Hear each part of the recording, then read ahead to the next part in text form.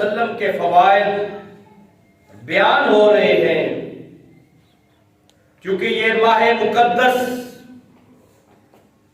جلیل القدر صحابی رسول کشتہ عشق مصطفیٰ، جانشین مصطفیٰ، ہم سفر مصطفیٰ سیدنا ابو بکر صدیق رضی اللہ تعالی عنہ آپ کے یوم کے ساتھ اسی ماہ مقدس کو نسبت ہے۔ اسی ماہ میں عالم اسلام سیدنا ابو بکر صدیق رضی اللہ تعالی عنہ اور صحابہ کا عشق اور محبت حضور علیہ السلام کے ساتھ والہانہ انداز میں بیان کرتے ہیں۔ کلام حمید فرقان مجید کی آیت مقدسہ کا کچھ حصہ میں نے تلاوت کرنے کا شرف حاصل کیا، جس میں اللہ جل شانہ ارشاد فرماتے ہیں اِذْ يَقُولُوا لِصَاحِبِهِ لَا تَحْزَنْ إِنَّ اللَّهَ مَعَنَا۔ جب حضور علیہ السلام کے صحابیت کا عظیم شرف رکھنے والے، جن کی صحابیت کا اعلان اللہ جل شانہ نے کلام حمید فرقان مجید میں فرمایا، جب انہوں نے حضور علیہ السلام کی بارگاہ میں عرض کی، گھبراہٹ آئی، درد مصطفیٰ محسوس کیا، درد مصطفیٰ میں اضطراب آیا، عشق مصطفیٰ میں پریشانی کا عالم آیا کہ دشمن ڈھونڈتے ڈھونڈتے غار کے تہانے پر پہنچ چکے ہیں۔ جب حالت اضطراب میں سیدنا ابو بکر صدیق رضی اللہ تعالیٰ عنہ آپ آئے، نبی علیہ السلام نے آپ کی فیلنگز کو محسوس کیا، آپ کے احساس کو محسوس کیا۔ نبی علیہ السلام نے ارشاد فرمایا لا تحزن ان اللہ معنا، گھبراؤ نہ، گھبراہٹ نہ کرو، پریشانی نہ کرو، اللہ ہمارے ساتھ ہے۔ پھر اللہ جل شانہ ارشاد فرماتے ہیں کہ ہم نے سکینہ کو نازل کیا۔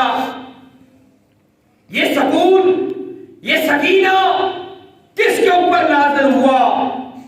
پریشانی ظاہر ہے جس کو لائق ہوئی، جس کو درد مصطفیٰ ملتا ہے، رب اللہ کی جانب سے اس کے اوپر سکینہ کا نزول بھی ہوتا ہے، ان کے اوپر رب کی رحمتوں کا نزول بھی ہوتا ہے، رب کی نوازشات کا نزول بھی ہوتا ہے، رب کے کرم بلکہ کرامات، نوازشات اور رحمتوں اور برکتوں کا نزول ہوتا ہے۔ جو حضور علیہ السلام کا درد لیے پھرتے ہیں، دنیا میں درد مصطفیٰ لیے مارے مارے پھرتے ہیں، یہ درد لیے پھرتے ہیں اسلام کا پرچم سب سے بلند ہو جائے اور اسلام کا جھنڈا ہر گھر پہ بلند ہو جائے۔ جو مارے مارے پھرتے ہیں کائنات کے اندر، اللہ جل شانہ ارشاد فرماتے ہیں، اس کلام حمید کی سورت سے اور اس آیت سے اندازہ ہوتا ہے کہ جو عشق مصطفیٰ کا درد لیے پھرتے ہیں، رب اللہ ان کے اوپر ضرور اپنی رحمتوں کا نزول فرماتا ہے۔ اب مسئلہ یہ رہا کہ یہ سکینہ کس کے اوپر نازل ہوا تھا؟ ظاہر ہے جس کو پریشانی لاحق ہوئی تھی، یہ سکینہ بھی اسی کے اوپر ہی نازل ہوا، اور پھر اسی سناب مکڑی نے تن دیا جالا، کبوتر بول پڑے۔ شاعر بھی کیا خوبصورت انداز میں کہتا ہے، مکڑی نے تن دیا جالا، کبوتر بول پڑے، مٹھی میں وہ جال کے کنکر بول پڑے۔ آقا علیہ السلام آپ کے یار غار کو جب پریشانی لائق ہوئی تو مکڑی نے کہا میں اپنی استطاعت کے مطابق عرش کے مصطفیٰ کی حفاظت کرنے کے لیے حاضر ہوں۔ کبوتر نے عرض کی کہ میں اپنی استطاعت کے مطابق حاضر ہوں۔ اس نے تانا بن دیا اور کبوتر جو تھے وہ بولنے لگ پڑے۔ آقا علیہ السلام آپ کے یار کی حفاظت کے لیے، حالانکہ بعض کتابوں میں موجود ہے اگر وہ جالے کے نیچے سے دیکھتے تو غار میں یار غار کے قدم بھی نظر آ سکتے تھے، لیکن فانوس بن کے جس کی حفاظت خدا کرے وہ شمع کیسے بجھے جسے روشن خدا کرے، حسد کی آگ میں خود ہی جلا کرے وہ شمع کیسے بجھے جسے روشن خدا کرے۔ جو سیدنا ابو بکر صدیق رضی اللہ تعالی عنہ آپ کے بغض میں سینہ رکھتا ہے، سینے میں دل رکھتا ہے، رب نے یہی مناسب سمجھا کہ تا قیامت وہ سینہ پیٹتا ہی رہے۔ سیدنا ابو بکر صدیق تیری شان پہ قربان، تیرے جو دشمن ہے تا صبح قیامت اپنا سینہ پیٹتے رہیں گے، ان کے سینوں میں آگ لگی رہے گی، بغض صدیق کی وجہ سے وہ اپنے آپ کو مارتے ہی رہیں گے۔ خیر،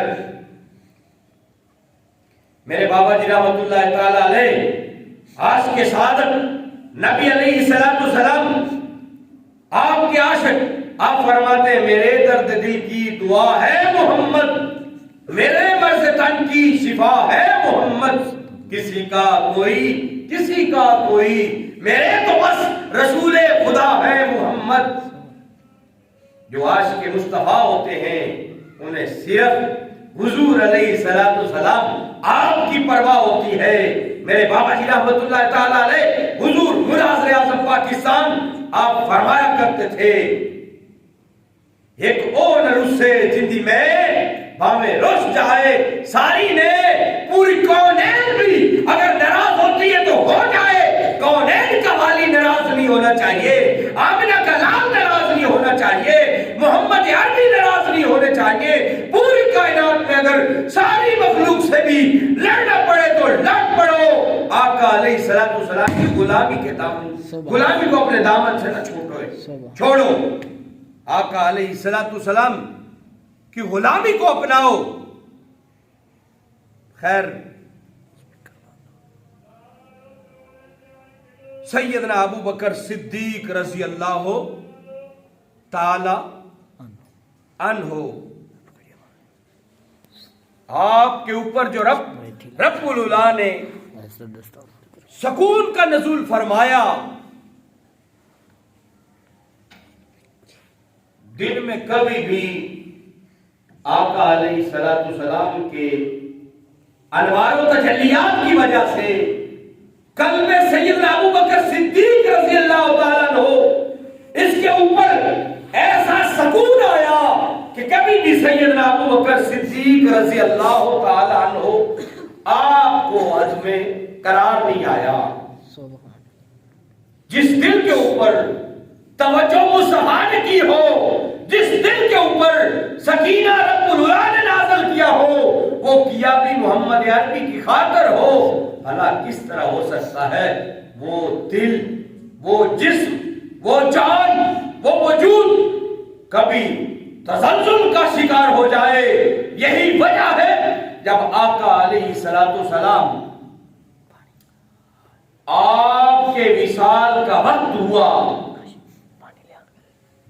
نبی علیہ السلام آپ کے وصال کے وقت بھی رب العلا نے حضور علیہ السلام آپ کے وصال کے وقت بھی سیدنا ابو بکر صدیق آپ کو ایسا سکون عطا فرمایا کہ جہاں سیدنا عمر فاروق جیسے کبھی اور جرار صحابی رسول جو ہے وہ متزلزل ہو گئے، تلوار نیام سے نکال لی، خبردار کوئی یہ نہ کہے کہ محمد عربی صلی اللہ علیہ وسلم کا وصال ہو گیا ہے، بلکہ وہ تو زندہ ہے۔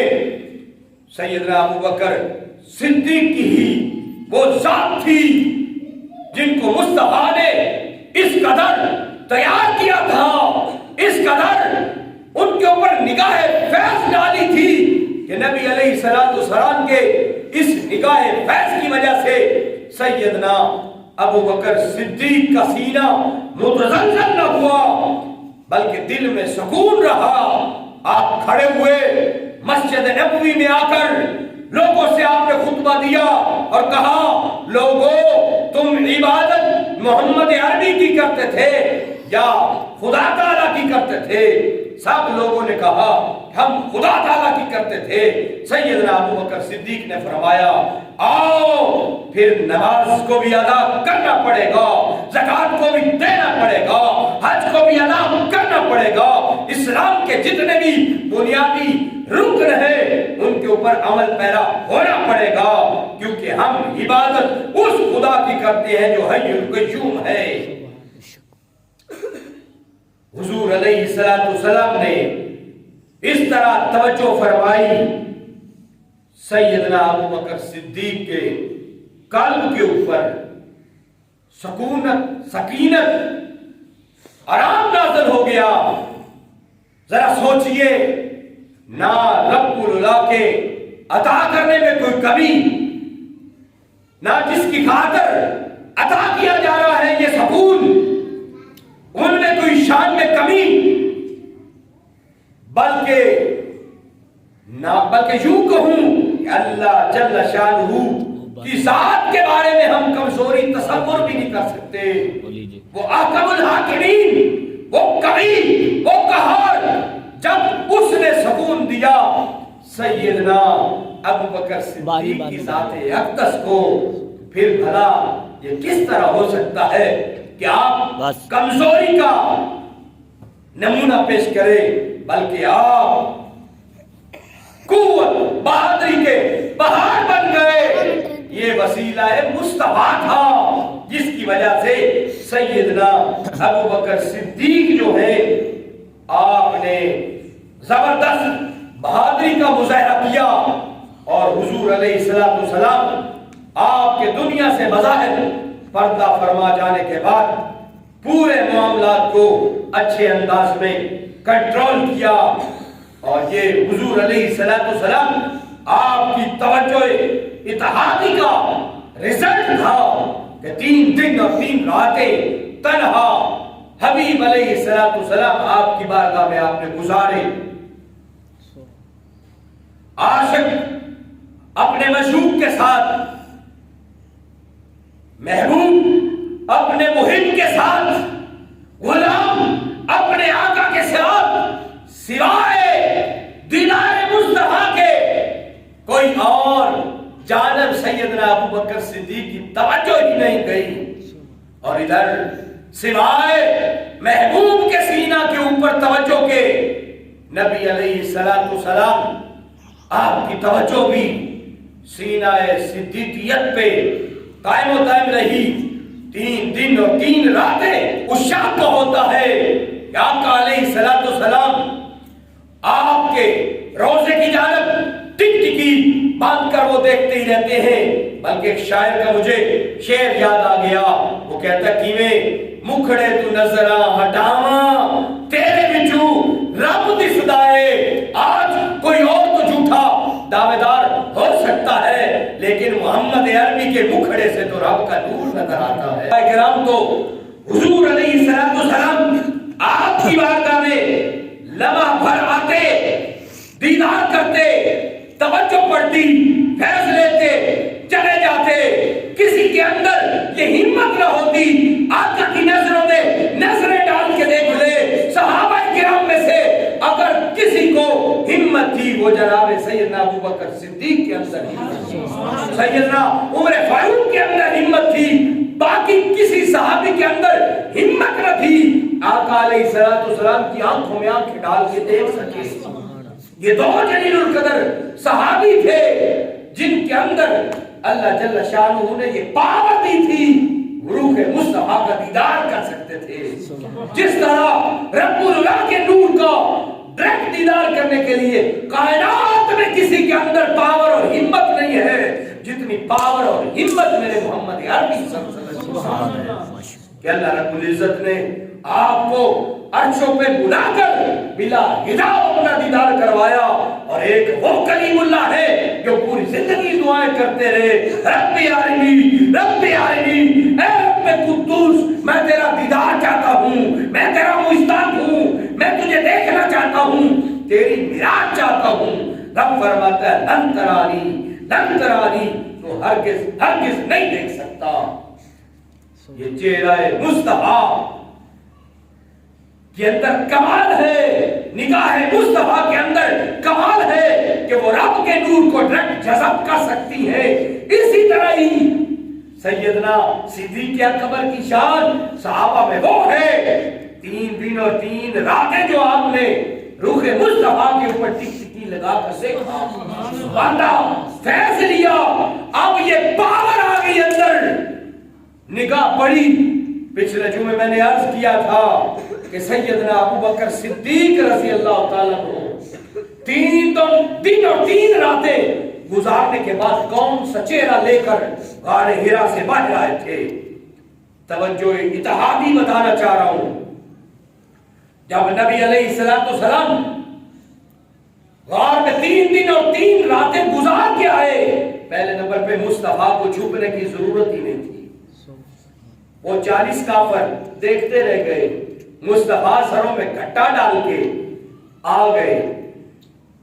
ایک نکتہ میرے برادر اکبر آپ فرماتے ہیں جن کافروں کو اس وقت مصطفیٰ نظر نہ آئے، آج ان کی اولادیں کہتی ہیں مصطفیٰ ہے ہی نہیں۔ جن کو نظر آئی وہ اس وقت بھی حضور کا دیدار کرتے رہے، آج بھی کہتے ہیں تو زندہ ہے واللہ، تو زندہ ہے واللہ۔ آج بھی وہ کہتے ہیں آقا موجود ہے، فَسَيَرُ اللَّهُ عَمَلَكُمْ وَرَسُولُهُ، بے شک اللہ اور اس کا رسول تمہارے ایک ایک عمل کو دیکھتے ہیں۔ وہ آج بھی حضور کو دیکھتے ہیں، دیکھنے والا مانتے ہیں۔ لیکن جنہوں نے اس وقت 40 کافروں اور 80 آنکھوں نے دیدار نہ کیا، وہ آج بھی مصطفیٰ کو ان کی اولادیں نہیں مانتی اور نہیں دیکھ پاتی۔ جنہوں نے دیکھا تھا اس وقت بھی، صدیق کو اس وقت بھی نظر آ گئے تھے مصطفیٰ، آج ان کے ماننے والے روحانی ان کی اولادوں کو بھی نظر آتا ہے کہ آقا ہر محفل میں تشریف لاتے ہیں، ہر گھر میں تشریف لاتے ہیں، ہر اس جگہ تشریف لاتے ہیں جہاں ان کا کوئی محبوب رہتا ہے، محب رہتا ہے، عاشق رہتا ہے۔ غلاموں کی خبر گیری کے لیے آقا تشریف لاتے ہیں۔ خیر کافروں کو اس وقت نظر نہ آیا، پھر سراقہ جب آیا، اونٹوں کے لالچ میں، دولت کے لالچ میں، راتوں رات امیر ہونے کے لالچ میں مصطفیٰ کی جانب بڑھا۔ حضور نے وہاں بھی توجہ اتحادی فرمائی، اور کیا کیا؟ حضور کی توجہ کی وجہ سے سراقہ کا گھوڑا زمین میں غرق ہو گیا۔ جب اس نے معافی مانگی، پھر آقا نے اس کی جانب توجہ کی، گھوڑے کی جانب، پھر وہ زمین سے نکل آیا۔ آقا علیہ السلام کی توجہ کی وجہ سے گھوڑا زمین میں پھنسا بھی تھا، زمین سے نکلا بھی تھا۔ ایک اور بات کرنا چاہتا ہوں، کافر کا بیٹا ہو، دشمن کا بیٹا ہو، ابو جہل کا بیٹا ہو، اگر مصطفیٰ کی نظر اس پہ پڑ جائے، وہ پھر سمندر میں بھی چھلانگیں لگاتا رہے، وہ مرتا نہیں ہے۔ اللہ اکبر، اے سونیا تیری نظر ہوئے، اگر کافر کے بیٹے کے اوپر نظر پڑے تو حضور کا صحابی رسول رضی اللہ تعالیٰ عنہ بن جائے۔ وہی نگاہیں ہیں جو نگاہیں ابو بکر صدیق پر مسلسل پڑتی رہی، وہ ٹک ٹکی لگا کر حضور علیہ السلام کے والضحیٰ جیسے چہرے کو تکسی رہے، حضور ان کو تکتے رہے۔ مزے کی بات یہ ہے جے میں دیکھا تے او نہ دیکھے، یہ تو علیحدہ بات ہے نا، لیکن بات یہ ہے ادھر سے محبوب دیکھ رہا ہے، ادھر سے عاشق دیکھ رہا ہے، عاشق بھی عاشق صادق ہے۔ آقا کے چہرے کو عاشق دیکھ رہا ہے، محبوب اپنی نگاہوں سے سیدنا ابو بکر صدیق کو دیکھ رہے ہیں۔ توجہ اتحادی کی بات کر رہا ہوں، اس کا رزلٹ کیا نکلا؟ مدینہ شریف میں جب حضور علیہ السلام پہنچے، حضور کی حدیث ہے اور یہ سیاستہ کی حدیث بتانے لگا ہوں، جب حضور مکہ سے مدینہ پہنچے ہجرت کر کے، درمیان میں 3 دن اور 3 راتیں گزار کے آئے۔ جس دن آپ مدینہ شریف میں گئے، وہ مدینے کی بچیوں نے دف بجا کے پڑھا طلع البدر علینا، نعتیں پڑھی، پھر پوچھتے ہیں آمد رسول والے دن نعتیں پڑھنا کہاں لکھا ہے؟ وہ جہل ہے نا، ابو جہل کی اولاد حدیثوں کو پڑھا نہیں ہے، ان بچیوں نے پڑھا۔ وہ بچیاں ہو کے پڑھتی ہیں، تم مرد ہو کے نہیں پڑھتا۔ سبحان اللہ۔ وہ جشن آمد رسول عورتیں ہو کر مناتی ہیں، تم مرد ہو کر گھروں میں بیٹھے رہو۔ صحابہ نے منایا ہے جشن آمد رسول۔ پھر جب حضور مدینہ میں تشریف لائے، 12 ربیع الاول کا دن تھا، سوار کا دن تھا، صبح محرم کا وقت تھا، صحابہ کا جمع غفیر مسجد قباء میں گیا، پھر وہ نعرے لگاتے تھے، ینادون یا محمد یا رسول۔ یہ عشق وہ ہے جو عشق سیدنا ابو بکر صدیق نے عطا کیا۔ آج ان کی اولادیں اب بھی جشن آمد رسول کا جشن مناتی ہے۔ وہ مکے کے 40 گھر اور ان کے 40 بیٹے جنہوں نے نبی کے گھر کا گھیرا ڈالا ہوا تھا، 12 ربیع الاول کی آمد سے پہلے ان کے سروں میں گھٹا مصطفیٰ نے ڈالا۔ سبحان اللہ۔ ان کے سروں پہ گھٹا مصطفیٰ نے ڈالا۔ ان 40 کے 40 کو اللہ کس نے کیا؟ مصطفیٰ نے کیا۔ نعرہ تکبیر، نعرہ رسالت، نعرہ حیدری، نعرہ غوثیہ۔ معلوم ہوا جو عاشق نبی نہیں ہوتے ان کو اندر رب کرتا ہے، رب کا رسول کرتا ہے۔ وما رمیت اذ رمیت ولکن اللہ رمی۔ اللہ فرماتا ہے محبوب، وہ گھٹے جو تو نے ڈالے تھے ان کے سروں میں، جب تو ڈال رہا تھا وہ تو نہیں ڈال رہا تھا بلکہ میں رسول اللہ خود ڈال رہا تھا۔ سبحان اللہ۔ محبوب اور محب میں آپ نہیں رہا، میرا تیرا، اب تو ہی نہیں رہی، اب غار میں بھی تو ہی نہیں رہی، ثانی اثنین اذ ہما فی الغار، دو میں سے دوسرا۔ ان اللہ معنا، اب معنا کے نون نے بھی دوئی ختم کر دیا، اللہ ہمارے ساتھ ہے، تیرے میرے ساتھ نہیں کہا، تیرے میرے ختم ہو گئی، اتحاد ہو گیا۔ نگاہ مصطفیٰ کے پڑھنے کی وجہ سے، حضور علیہ السلام کی نگاہ کی وجہ سے اتحاد ہو گیا۔ مصطفیٰ اور جناب سیدنا ابو بکر صدیق، آپ کے وجود میں بھی اتحاد ہو گیا۔ توجہ جب پڑی یار کے سینے کے اوپر، یار کی توجہ پڑی، پھر کیا ہوا؟ اللہ نے بھی دوری ختم کر دی، جو میں آگے بات کرنے والا ہوں۔ جب مدینے میں مصطفیٰ کریم پہنچے، اب صحابہ کو معلوم نہ ہوا آقا کون ہے، غلام کون ہے، مالک کون ہے، نوکر کون ہے، نبی کون ہے اور صحابی رسول کون ہے، محبوب کون ہے، محب کون ہے۔ اب محسوس نہ ہو سکا کہ ابو بکر صدیق کون ہے، محمد عربی کون ہے۔ یہ دوئی تو رب نے مٹا دی، لا تحزن ان اللہ معنا، غم نہ کر سونیا، اللہ ہمارے ساتھ ہے، ہمارے ساتھ ہے، تیرے میرے نہیں۔ یہ دوئی رب نے بھی ختم کر دی، توجہ مصطفیٰ کی وجہ سے ختم ہوئی۔ اب مدینے میں آئے، چونکہ سیدنا ابو بکر صدیق رضی اللہ تعالیٰ عنہ آپ کی عمر بڑی تھی، حضور علیہ السلام نوجوان تھے،